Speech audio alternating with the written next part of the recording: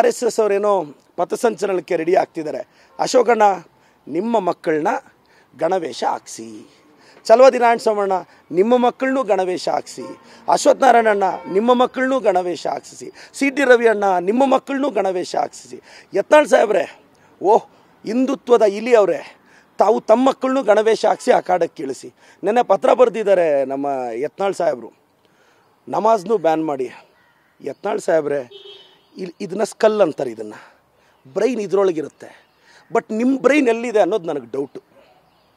ಅಲ್ಲ ಸರ್, ಯಾವತ್ತಾದರೂ ನಾವು ಸರ್ಕಾರಿ ಶಾಲೆ ಅವ್ರ ಮಸೀದಿಗಳಲ್ಲಿ ಪ್ರಾರ್ಥನೆ ಮಾಡ್ಕೊತಾರೆ, ನಮಾಜ್ ಮಾಡ್ಕೊತಾರೆ. ನಾವು ಹೇಳ್ತಿರೋದು ಯಾವುದೇ ಕಲ್ಚರಲ್ ಆರ್ಗನೈಸೇಷನ್ನು ಸರ್ಕಾರಿ ಶಾಲೆಯ ಪ್ರಿಮಿಸಿಸಲ್ಲಿ ಮಾಡಬೇಡಿ ಅಂತ. ನೀವು ಏನೋ ಮಾತಾಡ್ತೀರಲ್ಲ ಸರ್, ಅದೇನೋ ತಲೆಗೆ ಹಾಕಿದ್ರೆ ಕಾಲಿಗೆ ಹಾಕ್ತಾರೆ ಅಂತಾರಲ್ಲ, ಹಿಂಗೆ ಯತ್ನಾಳ್ ಅವ್ರು ನಾವು ತಲೆ ಬಗ್ಗೆ ಮಾತಾಡಿದ್ರೆ ಅವ್ರು ಕಾಲು ಬಗ್ಗೆ ಮಾತಾಡ್ತಾರೆ ಯತ್ನಾಳ್ ಸಾಹೇಬರು. ನೆಕ್ಸ್ಟು ನಮ್ಮ ಚಲವಾದಿ ನಾರಾಯಣ ಸೋಮಣ್ಣವರು, ಅವ್ರಿಗೆ ಸೆಕ್ಯೂರಿಟಿ ವಾಪಸ್ ತಗೊಂಡಿದ್ದಾರಂತೆ. ಏನು ಚಲವಾದಿ ನಾರಾಯಣ ಸೋಮಣ್ಣ ಪ್ರೆಸ್ ಮೀಟಲ್ಲಿ ಏನೋ ಹೇಳ್ತಾ ಇದ್ರಿ, ಯಾರಿಗೂ ಎದುರಲ್ಲ. ಯಾಕಣ್ಣ ನೀವು ಅಷ್ಟು ಎದುರು ಪುಕ್ಕಳ್ರ, ನಿಮಗೆ ಅಷ್ಟು ಭಯನಾ ಅಣ್ಣ? ನಿಮ್ಮನ್ನು ಯಾರು ಏನು ಮಾಡ್ತಾರಣ್ಣ? ನಿಮಗೇನು ತೊಂದರೆ ಆಗುತ್ತೆ ಚಲವಾದಿ ನಾರಾಯಣ ಸೋಮಣ್ಣ? ನಿಮ್ಮನ್ನು ಯಾರಾದರೂ ಏನಾದರೂ ಮಾಡೋಕ್ಕಾಗುತ್ತಾ ಅಲ್ವಾ? ಜನ ನಿಮ್ಮ ಹತ್ರಕ್ಕೆ ಬರಲ್ಲ, ಜನ ನಿಮ್ಮನ್ನು ಅಕ್ಸೆಪ್ಟ್ ಮಾಡೋಕ್ಕೆ ರೆಡಿ ಇಲ್ಲ, ನಿಮ್ಮನ್ನು ರಿಜೆಕ್ಟ್ ಮಾಡ್ತಾರೆ ಏನಣ್ಣ?